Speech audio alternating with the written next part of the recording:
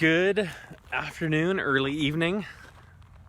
I'm down here in beautiful Tri-Cities. What a gorgeous night. It's actually warm over here. I was able to sit outside a little bit before this debate, but there is a bit sunny. How's it going? Welcome.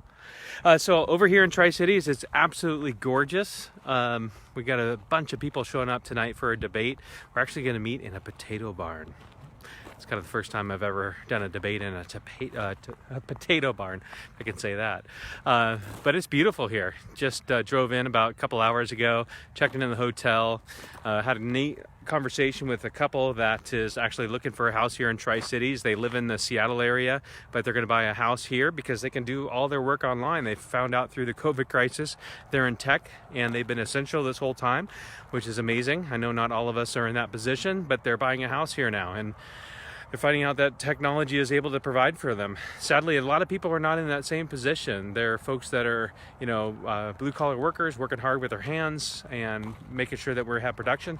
And for sure, I'm thinking about that here as I'm in Eastern Washington here in the Tri-Cities.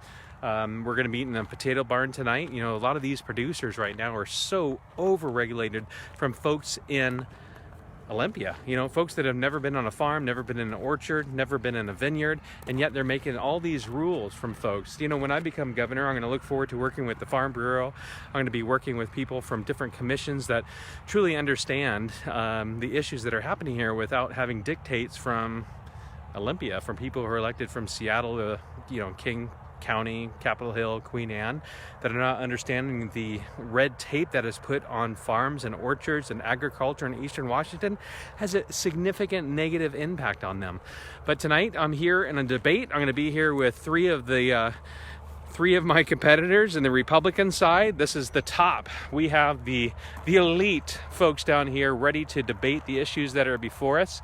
We are looking forward to address the crowd that's here with, of course, issues facing the whole state, but there are issues here that are local that I look forward to discussing with the folks that are showing up tonight. A lot of folks in farms. I'll be back down in Tri-Cities in about a week and a half for a fundraiser, and we'd love to see you here. It's going to be epic. So, contact me, Joshua Freed at freedforgovernor.com, or you can contact Azra at azra@freedforgovernor.com. We'd love to see you down here. We're going to have some we're going to have some fundraisers in Spokane, a couple of them. We're going to have a skeet shooting event there, and we're going to have a golf tournament there on the 20th. Please go to freedforgovernor.com events. And of course, as always, we'd love to have your support for the campaign. There's a lot of work ahead and it takes cash to run the fuel of our ads. That's what we need to do. So anyway, just kind of chattering on here on my Facebook Live before I go in, but the barn is starting to fill up with a lot of folks here. Cars are pulling in. I can show you a few cars behind here. We got a bunch over here. We're starting to fill up way up on the street there, but we're going to be at a potato barn tonight. This is America. God bless America. During this period of time, let's focus on what's happening on a couple different things. Of course, we're in the midst of the COVID crisis where Jay Inslee is doing his best to kill our state and our economy. We need to reopen again. We can reopen safely. I think we're all adults can understand the dangers that are before us.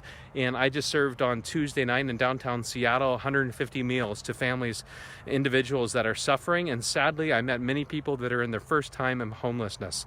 And that's just simply unacceptable. The cure or the addressing of the COVID crisis is actually going to cause more damage itself than actually the virus, which is terribly heartbreaking. We need to turn this around. So I'm going to jump in the barn because there's a lot of people gathering there. You can see still people behind me walking in. It starts in about 20 minutes or so. I'm trying to see the time, but I can't while I'm recording. But yeah, in a potato barn. Isn't that cool, John? I love it. So keep tabs on us. We're going to have a couple events coming up. As I mentioned, I think we have 5-6 fundraising events. Bellingham, Tri-Cities, of course, Seattle. A couple more coming up. But God bless you all. Let's continue to pray for our nation, for our state, as we're in the midst of several riots. I went downtown Kirkland last night and met with a few of the people that were peacefully protesting, and actually met with a few of the folks that were there with their ARs. And they were actually telling me, Josh, we're here to protect those people that they have their First Amendment rights. What they were really making sure was not going to happen is the people weren't going to come down and break windows up and really defame the name of those who have been lost. That's not how you honor people. Paul, isn't that fun? Yeah, potato storage.